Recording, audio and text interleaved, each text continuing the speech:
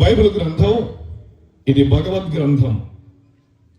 Bible గ్రంథం మానవ జీవితాలకు సంబంధించిన వివరాలు తెలియపరిచిన గ్రంథం. బైబిల్ గ్రంథం సర్వమానవాళికి మోక్షాన్ని, రక్షణను అనుగ్రహించే అద్వితీయమైన గ్రంథం. అనేక రకాలుగా నెమ్మది లేక, శాంతి లేక, మనశ్శాంతి లేక, ఆర్థిక ఇబ్బందులతో అప్పుల ఊబిలో చిక్కుకొని, కుటుంబ పరిస్థితులలో నెమ్మది లేక ఆత్మహత్య శరణ్యమనుకునే వారికి నెమ్మదిని, ప్రశాంతతను ఇవ్వగలిగిన భగవద్ గ్రంథం బైబిల్ గ్రంథం. అనేక మంది జీవితాలు మార్చబడడానికి కారణమైన గ్రంథం బైబిల్ గ్రంథం. ఈ రాత్రి ఆ గ్రంథంలో నుండి ఓ లేఖన భాగాన్ని మీతో చదివి వినడానికి ప్రయత్నం చేశాం. పాత నిబంధన అంటారు, క్రొత్త నిబంధన అంటారు. ఈ రెండు కలిపిన గ్రంథం బైబిల్ గ్రంథం. ఆదికాండం 6వ అధ్యాయంలో దేవుడు అని ప్రారంభించాడు. 11వ వచనములో దేవుడు అని ప్రారంభించాడు. అమ్మాయ, దేవుడు మానవునికి అవసరం. దేవుడు లేకుండా మనుగడ సాగదు. దేవుడు లేకుండా జీవితమునకు ప్రయోజనం చేకూరదు. దేవుడే సమస్తాన్ని మానవునికి అనుగ్రహిస్తున్నవాడు. ఆ దేవుడు నోహు అనేటువంటి ఒక వ్యక్తితో మాట్లాడిన ప్రారంభపు మాటలు మనం జ్ఞాపకం చేసుకుంటున్నాం ఈ రాత్రి వేళ. దేవుడు మాట్లాడేవాడు, మానవునికి అవసరమైన సంగతులు తెలియపరిచేవాడు. ఆ సదుద్దేశంతోనే ఈ ప్రాంతవాసులతో దేవుడు మాట్లాడాలని ఈ కూడికను దేవుడు ఏర్పాటు చేయడానికి మా హృదయాలను ప్రేరేపించాడు. ఈ స్థలం నుండి వెలువడే మాటలు దేవుని మాటలు అని గుర్తించాలని ప్రేమతో బ్రతిమలాడుతున్నాం. 13వ వచనం దగ్గర దేవుడు అన్నాడు. మరొక మాట ఇలా చెప్తున్నాను, ఈ రాత్రి మేము ప్రకటించే మాటలకు ఆధారం మా సొంత ఉద్దేశం కాదు, దేవుడే ఆధారం. ప్రపంచమంతా నిర్మించబడడానికి ఆధారం దేవుడే. మానవుని ఊపిరికి ఆధారం దేవుడే. మానవ జీవితాలకు ఆధారం దేవుడే. ఈ రాత్రి మాతోటి దేశీయులారా, పెద్దలారా, ఆధారమై ఉన్న దేవుణ్ణి విస్మరించి జీవితాలకు ముప్పు తెచ్చుకోవద్దు, ప్రమాదాన్ని కొని తెచ్చుకోవద్దు. దేవుడి యొక్క అవసరత ఏంటో ఈ రాత్రి కొన్ని మాటలు జ్ఞాపకం చేయడానికి మీ గమనం ఇటువైపు ఉండగానే నేను ఈ సంగతులు చెప్పి ముగించాలని ప్రయత్నం చేస్తాం. ఎందుకంటే మేము చర్చిలో చెప్పుకుంటే చాలాసేపు చెప్పుకోగలుగుతాం, కానీ ఇక్కడ మీ కాన్సన్ట్రేషన్ పోకముందే, మీ ఆలోచన ఇటువైపు నుండి తొలగిపోకముందే ఈ మాటలు ముగించాలని తాపత్రయపడుతున్నాం. దాని వెనక మీ జీవితాల క్షేమం కొరకు మాత్రమే, మీ కుటుంబాల ఆశీర్వాదం కొరకు మాత్రమే అని గుర్తించండి. రండి, దేవుడు మాట్లాడుతూ ఒక వ్యక్తితో ఇలా అన్నాడు, సమస్త శరీరుల మూలముగా భూమి బలాత్కారముతో నిండి ఉంది అన్నాడు. భూమి బలాత్కారముతో నిండి ఉంది. ఎవరి వల్ల? సమస్త శరీరుల మూలముగా అన్నాడు. అంటే మనుషుల మూలముగా భూమి బలాత్కారంతో నిండిపోయింది అంటూ, గనుక నా సన్నిధిని వారి అంతము వచ్చి ఉన్నది, ఇదిగో వారిని భూమితో కూడా నాశనము చేయదును అన్నాడు. ఈ రాత్రి ఈ మాట చెప్తున్న దగ్గర నా హృదయం బాధ అనిపించింది. ఇది చదువుతున్నప్పుడు ఆలోచన పరిపర విధాలుగా మనసులో కలిగింది. పుట్టించిన దేవుడు, సృష్టించిన దేవుడు మనం చదువుకున్న యోహాను సువార్త 3వ అధ్యాయం 16వ వచనం ప్రకారం ప్రేమించిన దేవుడు ఈ భాగంలో వారిని నాశనము చేయుదును అన్నాడు. వారిని నాశనము చేయుదును అనే మాట జ్ఞాపకం చేస్తున్నాడు. అలాగైతే రాత్రి వేళ ప్రేమైన పెద్దలారా, చిన్నలారా, స్త్రీలారా, పురుషులారా, ఈ రాత్రి కొద్ది నిమిషాలు మనసులో ఉంచండి. దేవుడు చెప్తున్న మాట వారిని నాశనము చేయుదును అనే మాట బైబిల్లో మొట్టమొదటిసారిగా నాశనము చేయుదును అనే మాట ఇక్కడ మాత్రమే వాడాడు. ఎందుకు వాడాడు? ఈ రాత్రి నాశనము చేయుదును అని ఆ మాటను ఆధారం చేసుకొని ఒక 3 మాటలు మాత్రమే ఈ రాత్రి పరిచయం చేస్తాను. మొదటిది, దేవుడు వారిని నాశనం చేయడానికి కారణం ఏమిటి? దేవుడు నాశనము చేయుదును అనడానికి కారణం. రెండవది, దేవుడు వారిని నాశనం నుండి తప్పించడానికి ఏం ఆలోచన చేయలేదా? నాశనం చేయడానికి ఏ ఏర్పాటు చేయలేదా? రెండవ ప్రశ్న. మూడవది, దేవుడు చేయబోయే నాశనం తప్పించుకోవడానికి మనిషి ఏం చేయాలి? ఇంతే. మరలా చెప్తా, దేవుడు నాశనం చేయుదును అన్నాడు. ఈ మాట మన మనస్సులో వినబడుతుంటుండగా దేవుడు వారిని నాశనం చేయడానికి కారణాలేంటి? ఎప్పుడైనా కారణం లేకుండా నాశనం అనేది అన్నాడు జరగదు. సో దేవుడు చెప్తున్న మాట ఇది. పుట్టించిన దేవుడు, సృష్టించిన దేవుడు ఆకాశమును, భూమిని, అందులో ఉన్న వాటన్నిటిని, సముద్రమును, అందులో ఉన్న వాటన్నిటిని కలుగజేసిన ఆ దేవాతి దేవుడు, ఆ సృష్టికర్త అయిన దేవుడు మొట్టమొదటిసారి వాడిన పదం నాశనము చేయుదును అన్నాడు. ఎందుకు నాశనం చేయుదునన్నాడు? ఎందుకు చేస్తానంటున్నాడు? Why? What is the reason? కారణం ఏంటి? రెండవది, దేవుడు వారిని నాశనం చేస్తానంటున్నాడు కదా, నాశనం చేయడమైన ఉద్దేశమా? తప్పించుకోవడానికి ఏం మార్గం లేదా? ఇది రెండవ ప్రశ్న. మూడవది, దేవుడు చేయబోయే నాశనం తప్పించుకోవడానికి ఈ రాత్రి మానవుడు ఏం చేయాలి? వింటున్న ఈ మాటల దగ్గర ఓ మనుష్యుడా నువ్వేం చేయాలి? అది ఆఖరి ప్రశ్న. అంతే. ప్రియమైన వారులారా, చాలా వింటాం, రోజుకొచ్చి ఎన్నో విషయాలు ఉంటాం, రకరకాల శబ్దాలు వింటుంటాం, ఫోన్లో ఎన్నో వింటూ ఉంటాం, టీవీలో ఎన్నో వింటూ ఉంటాం. ఈ రాత్రి కొద్ది నిమిషాలు మీ చెవులు ఇటు ఉంచితే మీ జీవితం దీవించబడింది. ఈ మాటల వలన మీ కుటుంబాలకు క్షేమం కలిగింది. రకరకాల పరిస్థితులు మార్చబడతాయి దేవుని మాటల ద్వారా, మా వలన కాదు.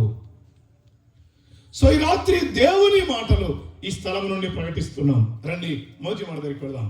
దేవుడు నాశనం చేస్తాను అనడానికి కారణం ఏంటి చదువుదామా?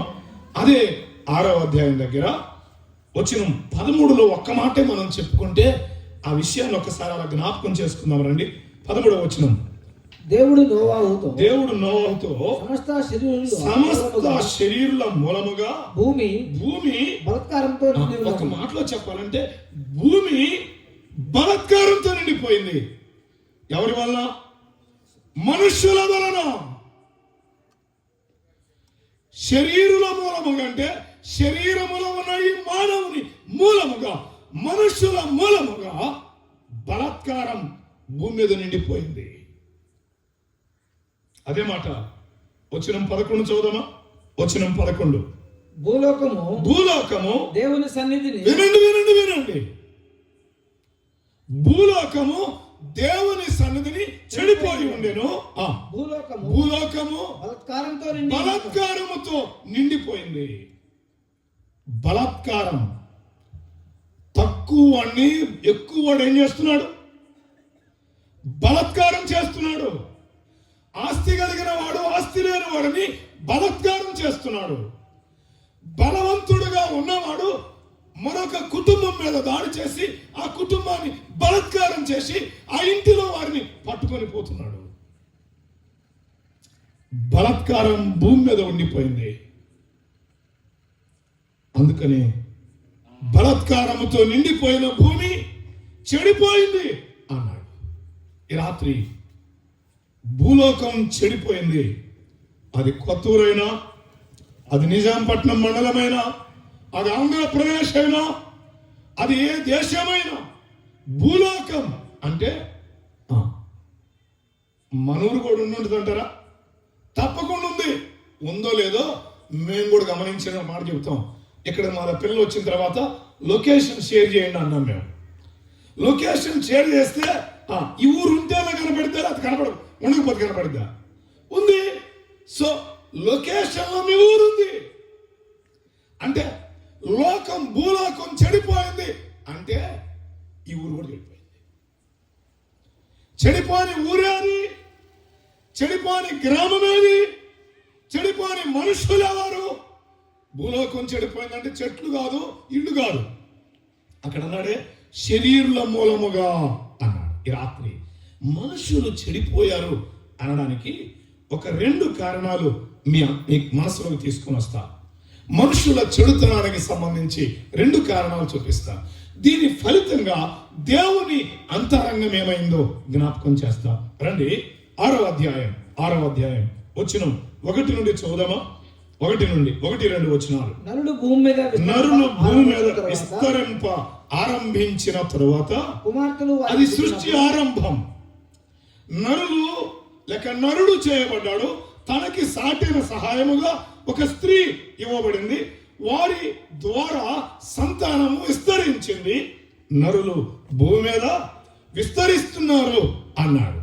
విస్తరించినప్పుడు కుమార్తె వారికి పుట్టినప్పుడు దేవుని కుమారులు నరుల కుమార్తెలు చక్కని వారని చూచి వారందరిలో వారందరిలో తమకు మనస్సుకు వచ్చిన స్త్రీలను వివాహము చేసుకున్నారు. అలాగైతే నాశనం చేయబడడానికి కారణం ఏంటంటే భూలోకం చెడిపోయింది.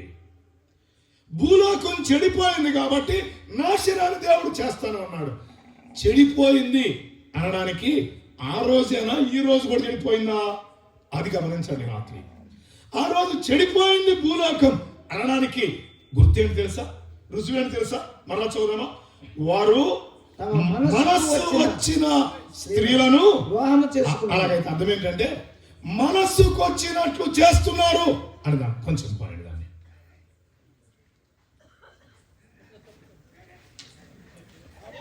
సరే, మనస్సుకు వచ్చినట్లు చేస్తున్నారు అన్నాడు. విన్నారే మాట? భూలోకం చెడిపోయింది, మనుష్యులు చెడిపోయారు అనడానికి రుజువు ఏంటంటే, అమ్మాయ్యా ఈ పదాలేమి చదువుకోవాల్సిన అవసరం లేదు. ఈ పదాలు అర్థం కావడానికి ఏమి జ్ఞానం అవసరం లేదు. చాలా తేలిక పదాలే చెప్తున్నాను. భూలోకం అంతా చెడిపోయింది అనడానికి మొదటి రుజువు మనస్సుకు వచ్చినట్లు చేస్తున్నారు. మనస్సుకు వచ్చినట్లు చేయడం అంటే నాకు నచ్చింది నేను చేస్తా. దాన్ని ఇలా చెప్తా మీరు అర్థం చేసుకోవడానికి. నా ఇష్టం నేను ఆ అమ్మాయిని తీసుకుపోతా. దీన్ని మనసుకు వచ్చినట్టు చేయడం అంటే నా ఇష్టం నేను తాగుతా, నా ఇష్టం నేను తిరుగుతా, నా ఇష్టం నేను వ్యభిచరిస్తా. మనస్సుకు వచ్చినట్లు చేయడం అంటే నా ఇష్టం వచ్చినట్లు చేస్తా. అలాగైతే చెడు అనడానికి, చెడిపోయింది అనడానికి గుర్తు ఏంటంటే ఇష్టం వచ్చినట్లు జీవించడం, మనస్సుకు వచ్చినట్లు చేయడం కాదు. ఏనండి, మన ఇంటిలో వారు ఎవరైనా వారికి ఇష్టం వచ్చినట్టు చేస్తే, ఉదాహరణ చెప్తాను, భార్య తనకి ఇష్టం వచ్చినట్లు చేస్తే భర్త తాడుకోగలడా? భర్త ఓర్చుకోగలడా? ఎంతమంది భర్తలు భార్య తన మాట వినలేదని చంపిన వాళ్ళు లేరు. ఎంతమంది భార్యలు భర్తలు తమకిష్టం వచ్చినట్లు చేస్తున్నారని చంపుతున్న వారు లేరు. చాలా ఏండ్ల క్రితం, మేబీ లేక 1-2 సంవత్సరాల క్రితం కాబోలు, ఒక ఊరిలో ఒక స్త్రీ తన భర్త తన ఇష్టం వచ్చిన జీవితానికి అడ్డొస్తున్నాడని చంపి ముక్కలుగా నరికి గోని సంచిలో వేసి కట్టి ఆటో తీసుకుపోయింది.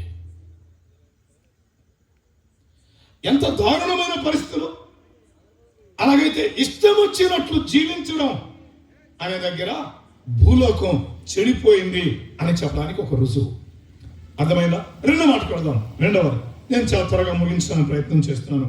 రెండవది వచనం 3 చదువుదాం. 3. అప్పుడు అప్పుడు యెహోవా, నా ఆత్మ నరులతో ఎల్లప్పుడూ వాదించదు, వారు తమ అక్రమ విషయంలో నరమాత్రులై ఉన్నారు. నరమాత్రులు అన్నాడు. అక్రమం వింటున్నారా పిల్లల? క్రమము లేదు, చెడిపోయారు.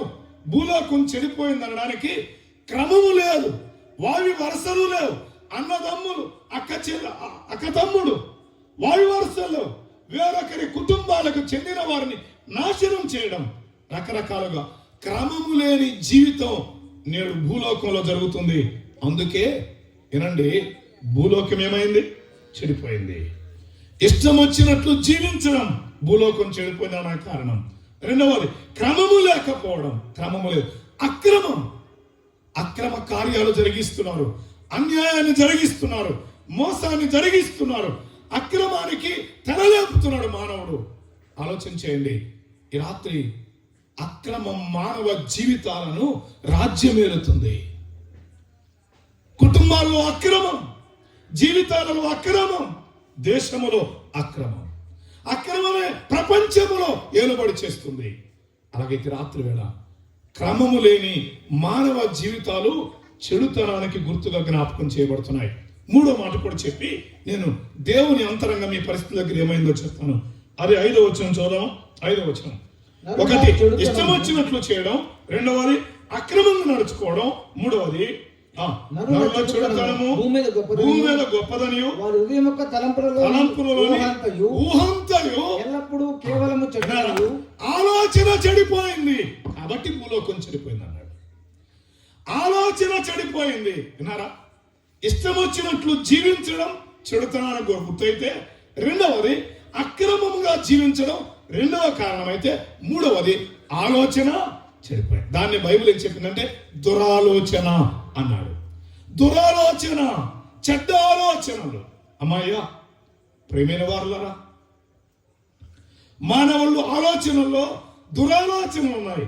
రకరకాల చెడు ఆలోచనల చేత చెడు ఆశలు కలిగి జీవితాలు పాడు చేసుకుంటున్నారు. ఈ రాత్రి వేళ మానవుడు భూలోకంలో చెడిపోయాడు, లేక భూలోకం చెడిపోయిందనడానికి 3 కారణాలు చెప్పాను. 1, ఇష్టం వచ్చినట్లుగా జీవించడం, ఇష్టం వచ్చినట్లుగా మాట్లాడడం, ఇష్టం వచ్చినట్లుగా త్రాగడం, తిరగడం, ఇష్టం వచ్చినట్టుగా నరహత్య జరిగించడం, ఇష్టం వచ్చినట్లుగా జీవించడం. 2వది, అక్రమంగా జీవించడం. 3వది, ఆలోచనలు చెడిపోయాయి. మనిషి ఆలోచనలు చెడిపోతే అడుగులు చెడుతనమై పెడతాయి, చూపులు చెడుతనమై పెడతాయి. ఆలోచన కేంద్ర స్థానం. ఆలోచనతో ప్రారంభించబడే చెడుగు దేహమంతా పాడు చేసింది, జీవితాన్ని అస్తవ్యస్తం చేసింది, కుటుంబాలను అతలాకుతలం చేస్తుంది. అందుకే సరి అయిన ఆలోచన జీవితాలు కావాలి. సో ఈ 3 కారణాలు దేవుడు నాశనం చేయడానికి కారణం. అయితే దేవుని అంతరంగం ఎలా ఉందో తెలుసా? చూద్దామా? 6వ అధ్యాయం వచ్చిన 6. నాశనం చేయడం కనుక మానవుని చెడుకు కారణమైతే, 2వది దేవుని యొక్క అంతరంగంలో ఏం కలిగిందో తెలుసా? చూద్దామా? తాను భూమి మీద నరులను చేసినందుకు. అట్లయితే రాత్రి వినండి, దేవుడు ఎవరు? నరులను చేసినవాడు. భూమి మీదకి నువ్వు నీ అంతటి రాలా. అమ్మా నాన్న కేవలం నువ్వు పుట్టడానికి ఒక ఆధారం మాత్రమే. కానీ నరులను చేసిన వాడు ఎవరు? దేవుడు. ఈ రాత్రి మాట మర్చిపోకండి, నరులను చేసిన వాడు దేవుడు. అవి లేక చెవిటి వానిగాను కుంటి వానిగాను మంచివాని ఎలాగైనా నరుని చేసింది ఎవరు? దేవుడే అనే మాట జ్ఞాపకం చేస్తున్నాడు. చదువుదామా మాట 6వ వచనం. భూమి మీద నరులను చేసినందుకు యెహోవా సంతాపం ఉంది. సంతాపం పొందాడంటే ఏడ్చాడు అని అర్థం. దేవుడు నరుల యొక్క చెడుతనాన్ని చూసి ఏడ్చాడు, హృదయంలో నొచ్చుకున్నాడు. ఇప్పుడు పిల్లరా, దేవుడు అన్నాడు, నేను వారిని ఏం చేస్తానన్నాడు? నాశనం చేయదును అన్నాడు. నాశనం చేయదు అన్నాడు. అలాగైతే ఇక్కడ ఒక మాట చెప్పాలి. ఇది ఎప్పుడు సంగతి? సృష్టి ప్రారంభంలో. అప్పుడున్న జనులు అలా ఉన్నారు. మరి ఇప్పుడున్న జనులు ఎట్లున్నారు? లూకాసు వార్త 17వ అధ్యాయం. లూకాసు వార్త 17వ అధ్యాయం 26-27 వచనాలు చదువుకుందాం. 17వ అధ్యాయం. నోవహు దినములలో జరిగినట్టు. ఏ దినాలు? ఇప్పుడు మనం చెప్పుకున్నాం కదా నోవహు దినాలని. ఆ దినాలు ఎలా ఉన్నాయి?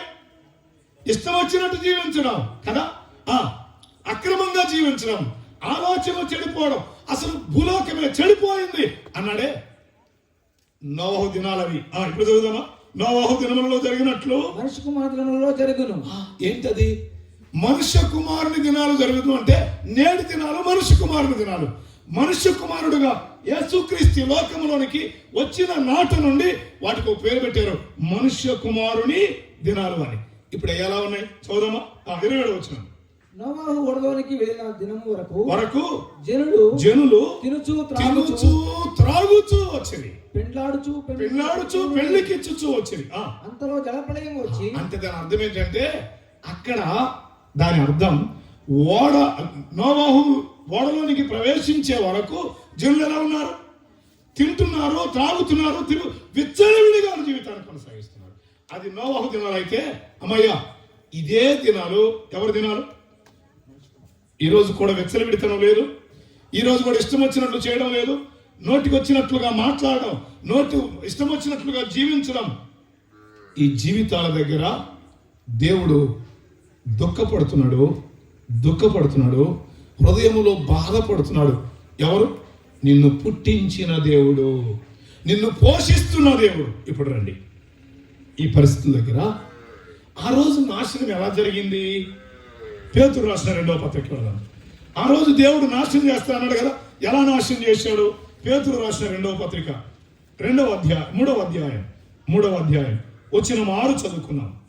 ఆ నీళ్ల వలన అప్పుడున్న లోకము నీటి వరదలో మునిగి విన్నారా? నీళ్ల వలన నశించారు నాటి మనుషులు. దేవుడు నాశనం చేశాడు నీటి వలన. అమ్మమ్మ వినండి, కొన్ని ఏళ్ల క్రితం సముద్రపు నీళ్ల ద్వారా అనేక మంది పట్టణాలు నాశనం అయ్యాయి. ఏమొచ్చి? సునామీ వచ్చి. అవునా? నీళ్ల వలన నాశనం అనేది. అలాగైతే అప్పుడున్న లోకం, నోవహు కాలంలో ఉన్న లోకం నీళ్ల వలన నశించింది. అట్లయితే ఇప్పుడు చెడులో జీవిస్తున్న మానవాళ్ళు ఎలా నాశనం కాబోతున్నారు? నీళ్ల వల్ల కాదు, మరి దేని వల్ల? చదువుదాం ఇప్పుడు 7వ వచనం. అయితే ఆకాశమును భూమియు భక్తిహీనుల తీర్పును నాశనము జరుగు దినం వరకు అగ్ని కొరకు నిలబెట్టబడినది. ఈ రాత్రి మాట గమనించండి. అగ్నితో నాశనం చేయబడుతున్నాడు ఇప్పుడు మానవుడు. అగ్ని కొరకు నిలువ చేయబడ్డాడు. దాన్నే ఇలా వినండి, అగ్నిగుండము అంటారు. అర్థమైందా? అగ్నిగుండం అంటారు. అప్పుడున్న లోకం నీళ్ల వలన నశిస్తే, ఇప్పుడున్న లోకం దేని కొరకు నిలువ చేయబడింది? అగ్ని కొరకు. దాన్ని నిత్యాగ్ని అన్నాడు. వినండి. అప్పుడున్న లోకం నీళ్ల వలన నశిస్తే, ఇప్పుడున్న లోకం నిత్యాగ్ని వలన నశించబోతుంది. నిత్యాగ్ని అంటే అగ్ని ఆడదు, దాని బాధ తీరదు, గుబలుగా పొగలు లేచును. ఈ నాశనం, ఈ అగ్ని మానవునికి ఉంది. ఈ భూలోకంలో పుట్టిన ప్రతి మానవుడు మనస్సుకు వచ్చినట్లు చేస్తున్నవాడే. ఈ భూలోకంలో జీవిస్తున్న మానవుల్లో అక్రమం ఉంది. ఈ భూలోకంలో ఉన్న మనుషులలో ఆలోచనలు చెడిపోయాయి. ఈ భూలోకం చెడిపోయింది అని దేవుడే చెప్పాడు. తన అంతరంగంలో నొచ్చుకున్న దేవుడు ఈ లోకాన్ని నాశనం చేయబోతున్నాడు. అప్పుడున్న లోకం నీళ్ల వల్ల నశించింది, కానీ ఇప్పుడున్న లోకం అగ్నికి నిల్వ చేయబడింది. అగ్నిగుండం ఉంది. బాబు అమ్మయ్య, భూలోకంలో పుట్టిన మానవుడు నాకేం నేను తిరుగుతా, నాకేం నేను వ్యభిచారం చేస్తా, నేను అక్రమంగా నడుచుకుంటా, నా ఇష్టం వచ్చినట్లు చేస్తా, నేను ఏమైనా చేస్తా, నువ్వెవడు చెప్పడానికి అంటే నేనుగా చెప్పడానికి. నిన్ను పుట్టించిన దేవుడు అంటున్నాడు, నీ కొరకు అగ్ని ఉందరా బాబు అన్నాడు. ఏముంది? అగ్ని ఉంది కాదు, అగ్ని జ్వాలలు ఉన్నాయి. మానవుడు చెడుగును బట్టి అగ్నిగుండం అనే నాశనానికి సిద్ధంగా ఉన్నాడు. అలాగైతే రాత్రి రెండో మాటకి వెళ్తున్నాం. నాశనం నుండి తప్పించడానికి దేవుడు ఏం ఏర్పాటు చేయలేదు, ఆ రోజు చేశాడు. ఏం చేశాడు చూడమా రండి. వచనం 14, 6వ అధ్యాయం 14వ వచనం. చిత్తిసారకం నారుతో నీ కొరకు ఓడను చేసుకో అన్నాడు. ఈ రాత్రి వేళ వినండి, ఈ ప్రాంత వాసులందరికీ పరిచయం ఏంటిది? ఓడ పరిచయం, పడవల పరిచయం కదా, ఓడ పరిచయం, ఓడ చేసుకో అని చెప్తున్నాడు.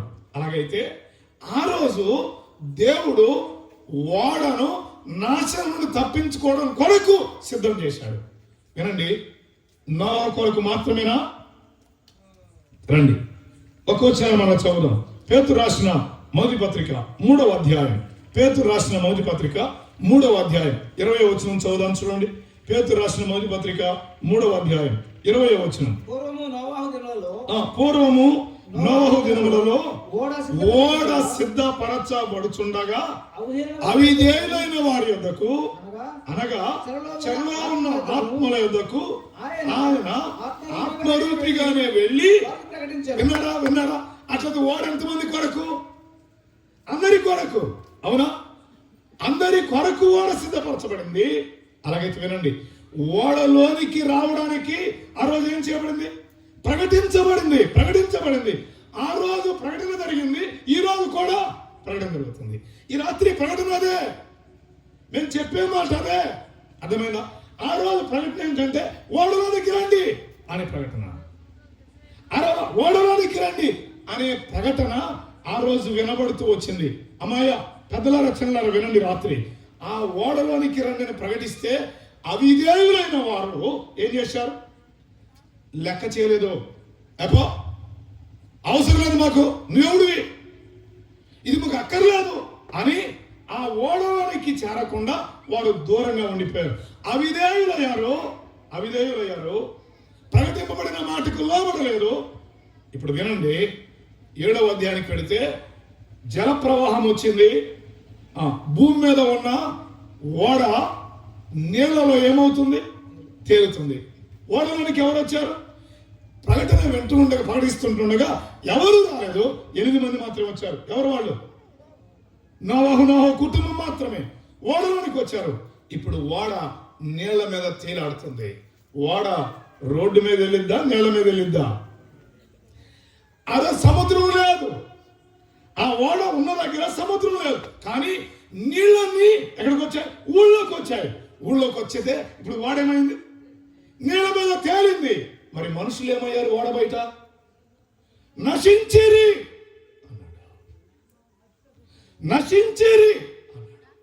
ఓడ దగ్గరికి వచ్చి కేకలు వేస్తున్నారు, అరుస్తున్నారు, కేకలు వేస్తున్నారు, కానీ ఎవరు ఓడ తలుపు తెలియదు. ఈ రాత్రి వేళ అది ఆ రోజు వారికైతే ఓడ, ఈ రోజు దేవుడు మన కొరకు చేసింది ఏంటి? అగ్నిగుండం తప్పించుకోవడానికి దేవుడు చేసిన ఏర్పాటు ఏంటి? ఇప్పుడు రండి, యోహాను సువార్త 3:16 ఆ వచనం చదువుదాం. మరలా చదువుదాం, త్వరగా ముగించేస్తాం. యోహాను సువార్త 3వ అధ్యాయం 16వ వచనం. దేవుడు లోకమునెంతో ఈ రాత్రి దేవుడు ఎవరు? ప్రేమించేవాడు. అమ్మా, నాశనం చేసేవాడు దేవుడు కాదు.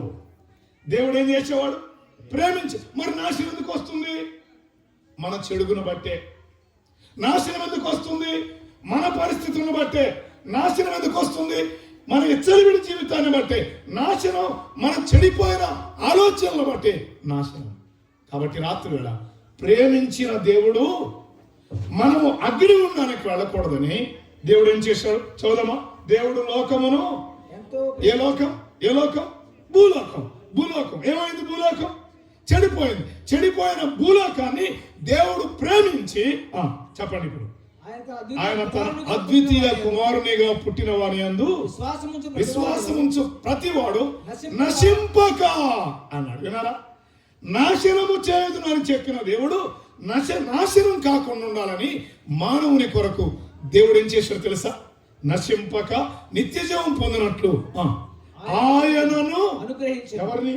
ఇదిగో యేసు అనే పేరు, యేసు క్రీస్తును అనుగ్రహించాడు. ఎప్పుడు తెలుసా? 2024 సంవత్సరాల నాడు యేసు క్రీస్తు లోకానికి అయ్యా అనుగ్రహించబడ్డాడు. అంటే ఈ లోకంలో పుట్టాడు, ఈ లోకంలో జన్మించాడు యేసు క్రీస్తు వారు. యేసు క్రీస్తు జన్మించాడని ఆ మాటను బట్టి ఆ పుట్టుకను క్రిస్మస్ అని వేడుకలు చేస్తున్నాడు. అలాగైతే రాత్రి ఎందుకు పుట్టాడు? యేసు ప్రభు ఎందుకు పుట్టాడు? నాశనం నుండి తప్పించడానికి పుట్టాడు. నశించి నరకానికి వెళుతున్న మానవ కోటిని నాశనం నుండి తప్పించడానికి 2024 సంవత్సరాల నాడు ఈ భూలోకంలో యేసు క్రీస్తు జన్మించాడు. ఇప్పుడు ఒక మాట చెప్పాలి. ఇందాక పాడారు కదా పాట, మరియమ్మ గర్భాన పశువుల పాకలో ప్రభు యేసు జన్మించాడు. అర్థమైందా? ఎందుకు జన్మించాడు ఆయన? అమ్మాయ కులాలు స్థాపించడానికి కాదు, మతాలు స్థాపించడానికి కాదు, మానవుని నాశనం నుండి తప్పించడానికి, అనగా నరకం నుండి తప్పించడానికి. ఇందాక చెప్పాను, ఎవరు నాశనానికి వారసులయ్యారు? భూలోకంలో ఉన్న వారందరూ. బైబిల్ చెప్పింది ఏ భేదము లేదు, అందరూ పాపం చేసిన వారు, అందరూ చెడిపోయిన వారే. వినండి, ఒకసారి అంటే ఇలాగే కూడి జరుగుతూ ఉంటే మా అమ్మ వినండి, కూడి జరుగుతూ ఉంటే అందరూ పాపలే, అందరూ చెడిపోయిన వారు. అంటే అందులోంచి ఒక కుర్రాడు లేచి నిలబడన్నాడు. సార్ మీరు చెప్పేది తప్పు సార్ అన్నాడు. ఏందన్నాడు? అందరూ పాపులేమో కానీ అందరూ చెడిపోయారో కానీ నేను మాత్రం నికాల్సిన సార్, నేను అసలు చెడిపోలేదు సార్ అన్నాడంట. నేను పాపిని కదా సార్ అన్నాడంట. అనగానే ఇంక ఈయన చెప్పడానికి ఏం చెప్పాలో అర్థం కాదు. అంటే బైబిల్ ఏమో అందరు పాపులు అని చెప్తుంటే, పుట్టించిన దేవుడు అందరు పాపులు అంటే ఇతనేమన్నాడు? నేను పాపిని కాదన్నాడు, నేను చెడిపోలేదు అన్నాడు. మౌనం అయిపోయింది సభ అంతా. ఈలోపుగా అతనితోటే వచ్చాడు తన స్నేహితుడు, పక్కనే కూర్చున్నాడు. వాడు లేచి అన్నాడు, సార్ అన్నాడు. ఏంటి బాబు అన్నాడు? ప్రపంచంలో ఎవడన్నా చెడిపోయినాడు ఉన్నాడంటే ఈడు కంటే ఎవడు ఎక్కువ కదా సార్ అన్నాడు. ఈడు కంటే చెడిపోయిన మరొకడు ఎవడు లేడు సార్. ఈడంతా తాగుబోతు, ఈడంతా తిరుగుబోతు, ఈడంతా తిట్టుబోతు, ప్రపంచంలో మరొకడు ఉన్నాడు సార్. చెప్పండి, మనుష్యుడు అనుకుంటున్నాడు నేను చెడిపోలేదు అనుకుంటున్నాడు. చెడిపోని వాడెవరు? భూలోకంలో అందరూ పాపులే. ఈ పాపులను నాశనం తప్పించడానికి, పాపులను రక్షించడానికి యేసుక్రీస్తు లోకంలో జన్మించాడు. అది క్రిస్మస్. ఆ ముక్క చెప్పడానికి వచ్చాం. మీరు వింటారా వినరా, మీరు అంగీకరిస్తారా అంగీకరించరా, మీ ఇష్టం. ఒకవేళ నాకు అక్కర్లేదంటే ఒకటి మాత్రం ఖాయం. ఏది ఖాయం? నాశనం ఖాయం, నరకం ఖాయం. అమ్మాయ్యా, ఈ రాత్రి ఆ మాట చెప్పి మా హృదయాలు మరింత భారంతో నిండిపోతున్నాయి. ఎందుకో తెలుసా? నాశనానికి నరకానికి మానవుడు వెళ్తున్నాడంటే బాధపడిన దేవుడు కనుక ఆయన లోకానికి తన కుమారుడు యేసు క్రీస్తును పంపించాడు. ఆ యేసు క్రీస్తు ప్రభు వారి లోకానికి వచ్చి జన్మించడం మాత్రముతో ఆగిపోలేదు, కానీ జన్మించిన ఆయన మన కొరకు ఏమయ్యాడు? కలువరి శిలువలో ఆయన తన అమూల్యమైన జీవితాన్ని బలిగా అర్పించాడు. ఆయన తల మీద ముళ్ళ కిరీటం కొట్టారు యేసు ప్రభువుకు. ఆయన చేతుల్లో చీలలు కొట్టారు యేసు ప్రభువుకు. దేహమంతా కొరడలతో కొట్టారు యేసు ప్రభువును. కాళ్ళలో మేకు కొట్టారు యేసు ప్రభువుకు. అమ్మా, ఇదంతా ఎవరి కొరకు తెలుసా? నాశనానికి వెళ్ళిపోతున్న నరుని కొరకు, చెడిపోయిన మానవుని కొరకు.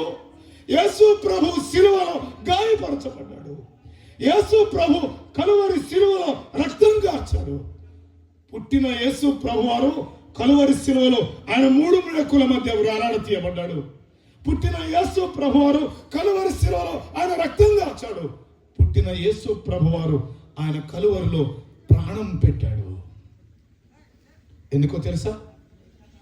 మనల్ని పాపమును ఏం చేయడానికి? విడిపించడానికి. నాశనం ఏం చేయడానికి? తప్పించడానికి. నరకము నుండి తప్పించడానికి. అలాగైతే రాత్రి వేళ ఇందులో దేవుడు ఎంత ప్రేమ గల. అమ్మా, ఎవరు నాశనం అవడం ఇష్టం కాదు ఆయనకి. ఏ కుటుంబం నాశనం అవడం ఇష్టం కాదు. ఏ కుటుంబం పాడవడం దేవుని ఉద్దేశం కాదు. అయ్యలారా, అమ్మలారా, సోదరులారా, సోదరులారా, దండం బట్టి చెప్తున్న రాత్రి వేళ పాడు చేసుకోవద్దు జీవితాలు, పాడు చేసుకోవద్దు కుటుంబాలు. ఇప్పటికి చాలు చెడిపోయింది. ఇది మితిమీరితే, ఈ చెడు మితిమీరితే మానవుడు చావు ఎత్తుక్కుంటాడు. అవునా కాదా? చావు ఎత్తుక్కుంటాడు. మరలా చెప్తున్నాను, వన్స్ ఒకసారి చచ్చిపోయావు అంటే నువ్వు వెళ్ళేది ఎక్కడికి? నరకానికి. ఆత్మహత్య చేసుకున్నా, ఎదుటి వారిని చంపినా, వినండి, వెళ్ళేది ఎక్కడికి? అగ్నిగుండానికి, నరకానికి. ఈ రాత్రి వేళ దేవుడి మాటలు జ్ఞాపకం చేస్తున్నాడు. యేసు క్రీస్తు పుట్టుక తేటగా చెప్పాము, నరుడిని, మానవుణ్ణి నాశనం నుండి తప్పించడానికి. ఇది ఆయన ప్రేమ. నీ పట్ల ఆయనకున్న